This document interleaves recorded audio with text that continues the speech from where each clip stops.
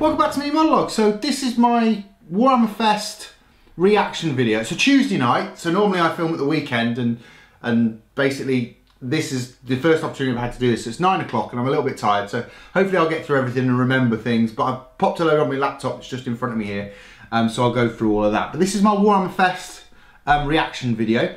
I had a brilliant time. I've never been, in the sort of 20 odd years I've been gaming, it was something that was always on the bucket list to do. And I've done it, and it was fantastic. I'll definitely be picking up a ticket for next year. I learnt a lot. I spoke to a lot of different people. I met Duncan from Warhammer TV, which was a personal highlight. And as well as Gav Thorpe and John French, who write for Black Library and got some books signed, but I'll go into that in a minute. So let's talk about the goodie bag first. They give you a goodie bag. There's not loads in it, but there is a really nice programme, which basically details everything that's happening across the day and across the weekend. Got some lovely pictures of the models that were available there, as well as t-shirts, mugs, information on special edition books, pictures of all the people that are there, and of course Duncan, who I got mine signed by, so I won't be throwing this away. So that's awesome. And there's a couple of other things. So what did I do first when I got there? Well, straight away I went to the shop and I bought a new Blood Bowl player. So I bought one of the star players for my scaling team, which was Glart Smash Rip. So he'll be coming on the channel next month, so do look out for him for some more Blood Bowl content, and I'll get into that in just a minute. So that's pretty much everything from in the bag and what I did first. So I went straight to the shop, bought him, and then I went to the Black Library shop and picked up the limited edition book, which was a Primark book, and the next book in the Horus Heresy series, which was Corax, something which I'd sort of wanted anyway, and of course Gav was there to sign it. So I got Gav to sign that, and I got him to sign Angels of Caliban. John signed my Praetorian Adorn book, and they both signed their short stories inside the limited edition book. So I was really pleased. Had a brilliant kind of chat with Gav. I asked him, you know, what kind of things he had going on in his melting pot of books, what he had coming out, how busy was he, and apparently they've had the round table sit down about what's going to happen for the Siege of Terror. So they're going to, I don't want to do, so this is a bit of a spoiler alert, or if you don't know, the Siege of Terror book is actually going to be split into 3, so the whole story is going to have 3 books in total. First one's going to be written by John French, and Gav Thorpe is writing the third one. I don't know who's writing the second. I don't know if all that's common knowledge either, so if it's not, there's a free bit of kind of information for you. He was saying to me though, Gav, that he knocks out these books in roughly 3 months, which I thought was mega impressive. And basically, he set aside 6 months for his book on the Siege of Terror. Now, if you like Gav's work, I do. I've just finished reading Angels of Caliban and absolutely loved it. Some of the lines in it between Lion and Gulliman were just hilarious. So if you're into his work, you'll be pleased to know he's going to actually be involved with one of the most important parts of the Horus Heresy series, which is that final sort of Siege of Terror. So after this, I took a big look around the main hall, and in the main hall you had the main gaming area. So obviously you had a Grand Clash for Shadespire on, a sort of a 40k tournament happening. There was obviously the shopping area, and then there was an area for sort of licensees where there was a good few licensees there. So I'll talk about combat cards later on, but I sort of had a quick look around there. But I'd already booked into 2 seminars. Now, seminars was something you'd have to get a sort of armband for, because they only had so many seats and so many places per seminar. Now, I chose How to Write for Black Library, which included all the authors that were there signing that weekend. And I also chose the Specialist Games seminar, because of course I play a lot of Specialist Games, Blood Bowl, Necromunda, things like that. And that's where most of my news is. So most of my news is based around these seminars. So in the Black Library one, it was more about how they go about writing, what they found difficult. And unless you want to be a writer for Black Library, it did let you in on some of the information regarding how kind of things have come about. So I mean, for example, John talked about how the Araman books came about. Originally, he went in there with an Iron Hands pitch, which didn't work out, and then he came up with this Araman pitch on the spot, and 3 novels later, you've got the trilogy for Araman, which obviously is 1,000 Suns. So obviously, so far I've gone through all the Black Library bits and pieces. So that was that seminar, but the real seminar I was aching to get hold of was the Specialist Games. Now in that, I found out information for Blood Bowl, Adeptus Mechanicus, which is a new game coming, and of course Necromunda. So let's start at the beginning, Blood Bowl.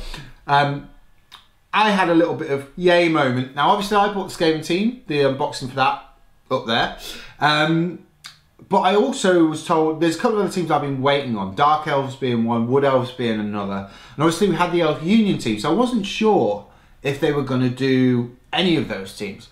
But lo and behold, a new Dark Elf team is happening. So you've got the whole team's going to be released in a few months, plus new star players for Elf and Dark Elf teams. But one thing they're going to release is cheerleaders for most of the squads as well. And that included Orc cheerleaders, which looks really quite funny. So look out for those coming. There's going to be new player cards for the old teams and the new teams. So they're going to stick with the player card format. I mean, I personally like that format because I'm a kind of one-off player. I'm not in a league, so I kind of play one-off games. And that kind of makes it easier because I just need those cards, really. So that's great. And of course you had Spike Journal, which they talk quite a lot about. Now the first Spike Journal was out, it came out with the Doom Lords, and I got my hands on a copy while I was there. I didn't buy a copy, but I'm tempted to buy it because there's a lot of backstory in it. Now, having read the Death Zones, there wasn't a lot of room in those for backstory. And for what I've been told, and I asked a few people involved with the Specialist Games Department, well, why Spike Journal? Why did you go down that road?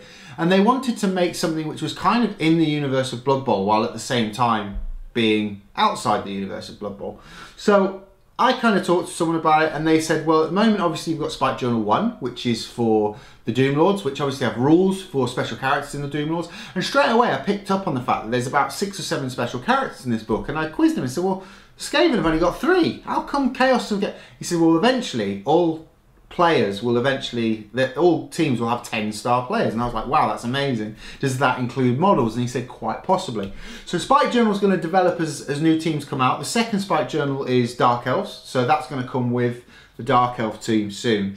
So look out for that. I'm tempted to buy the Chaos one for the backstories because there's all sorts of things in there, from stories written by characters, and they're kind of making that, because Spike Magazine is in the world and Spike Journal is kind of like a little offshoot of that, and there's going to be people writing in it who write in Spike Magazine, and it looks really interesting. I didn't get a chance to really read it, but the presentation of it's more like a comic. I don't want to say a comic book because it's not very picture heavy. It's quite writing heavy. But if you like sort of grit and backstory, say you're a big 40k backstory fan, this gives Blood Bowl more meat for the backstory, if you see what I mean, and more meat for the background to the universe and so forth. So do check out Spike Journal if you haven't already, is my piece of advice. But that's pretty much all the Blood Bowl news, and you might have seen that online there, and I will be putting all the pictures from the event I took up on my Facebook page today, which is of course Wednesday. So if you haven't had a look, head across to Mini-Modelog's Facebook and check out the pictures there. I'll later be uploading them to Instagram and Pinterest if you haven't seen them on there, but if not, go to the Warhammer community page, which I'll pop a link for down below. So next thing, new box game, Adeptus Mechanicus. Now this is going to be set during the Horus Heresy, and the way they explained it was big fighting robots. Where Epic back in the day, I don't know if you know about Epic. Epic was something very similar, and you had the big Titans and the Reavers and so forth, but then you had everything else in tiny, tiny, tiny form. They're not doing that. This is going to be heavily kind of edged towards actually having Titans and Knights. Now, the Knights in 40k are quite big, and now in Adeptus Titanicus, they will be Terminator size. So imagine that, and then the Knights will be, you know, the Titans are the bigger versions, which the Knights are in 40k. So there's going to be resin upgrades and accessories for your Knights, and the availability of actual magnet holes built on these models, so you can magnetize all the weapon loadouts, which I thought was a real step forward for Games Workshop, and I'd love them to do more on, like, maybe even things like their dreadnoughts and stuff like that in 40k. I don't know if there's any plans for this, so I can't say there is or not, but if you're interested in playing Adeptus Mechanicus, there will be the option to really change out your weaponry. You won't kind of be stuck with a Titan set up in one way, which I thought was a real step forward. You can buy several different editions. There's going to be a rule set edition with dice and templates and just that. So if you already kind of have some Titans or a Reaver or a Knight or something, you can actually buy just the rules. So that's the rule version. You then got the Grand Master Edition, which includes 2 Warlord Titans, 6 Knights, and buildings, which are modular, I believe. So they've billed it as the most expensive game Games Workshop has ever produced, and the sort of ballpark figures were between £5 and £200. Now, if you know old games of old, I've seen the most expensive ones being around the 120 mark. So I reckon this is either going to be between 150 and 200 pounds. I mean, you get a lot for your money. These models are big and multi-part, like a lot of the 40k stuff is. So you are getting a lot of bang for your buck. And there's also the ability to buy individual Titans, individual Reavers, individual Knights in box sets. They're also going to do that. So if, say you wanted to check out the rules, you bought the rules set and you're like, well, now I need a Titan, you can buy those as a separate entity too, which is really cool. They're also talking about in Reaver Titans later. I've already mentioned the holes for magnets. There's also, you know, sort of transfers for both traitor and loyalist legions, so you're not stuck playing loyalists. You can play both sides of the field. So what's next? Basically for that, more Titans, more Knights. What's next for Blood Bowl? I meant to mention this is more teams, more bits, more. So also new pictures coming. I meant to mention in Blood Bowl new pictures coming. So anyway, last bit, Necromunda. So there's 2 new weapon sets coming for the Orlok gangs and for the Van Sars. There's a load of new bounty hunters. In the artwork, you saw Kira the Hunter. She is eventually going to get her own model and rules, as well as Crotus Hark and the Deserter. There's some models we saw in the presentation. And there's also pets for Escher and the Goliath gangs. The Goliath has a Sump Croc, which is kind of 4-eyed crocodile thing, and Firecats, which were mentioned in a novel apparently, and now they're going to use in the game. I wasn't a big fan of the models for those, if I'm brutally honest. I thought the Sump Croc was better, but that's just my opinion. So that's pretty much everything, all the news I can muster from that seminar. But then after that, after each seminar, we went for a big wander around. Obviously there's Golden Demon there, there's I managed to quiz one of the people who write for Age of Sigmar for quite a while, and mainly on the Skaven clans, because obviously that's what I play, and I was saying, you know, why have you taken all our special characters away? And he sort of hinted at the possibility of one coming back, and he also hinted at the fact that eventually the Skaven will get more love, one clan will get a push. Now personally I want that clan to be Clan Escher. I think they're currently the weakest clan out there, with only a couple of things to their sort of army core. I think they need maybe another unit, or maybe get that Skaven that's in Warhammer Quest to be a single model available, which I actually discussed with him and said, look, it's really annoying that you've actually got to buy an 80 odd quid game for one model if you're a Skaven player. And he kind of sympathised with me because, funny enough, he was a Skaven player too, so that was really cool.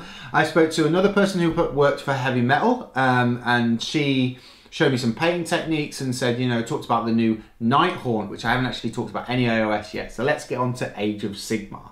So new releases for Age of Sigmar. You've got the Nighthaunt, which is coming, which is another kind of death army. The models are exquisite. I'll be popping some links down below. I didn't take many pictures of these guys, unfortunately.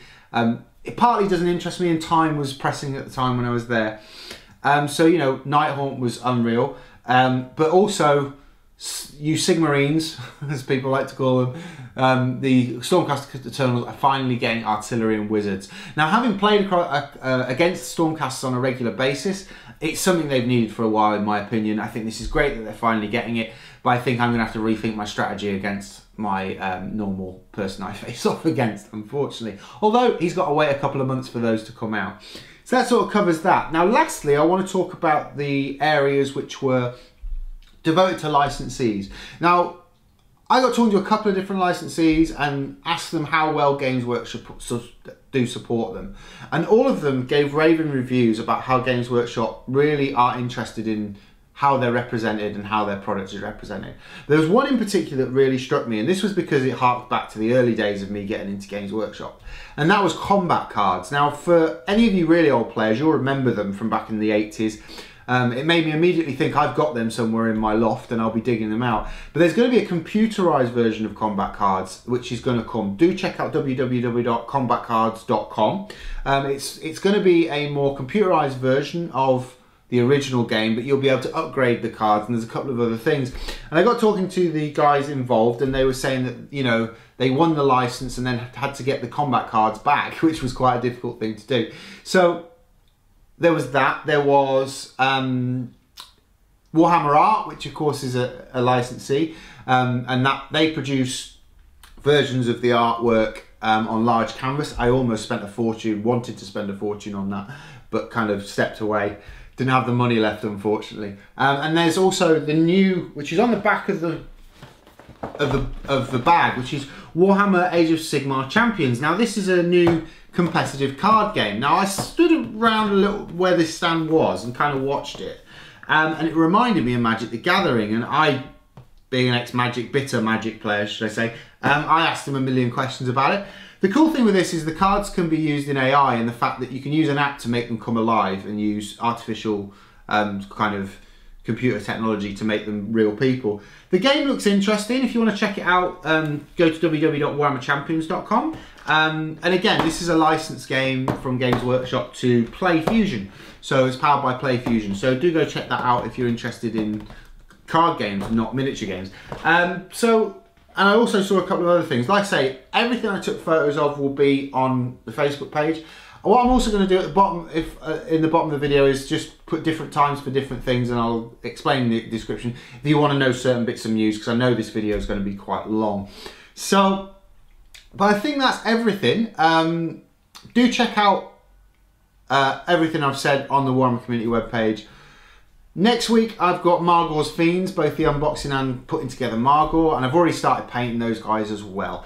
And that'll end my Shadespire run for the time being. Also, one thing that came up today in extra news, thinking about it, is the Cataphrane Relics decks have obviously finally got noticed by Games Workshop as a bit of an issue.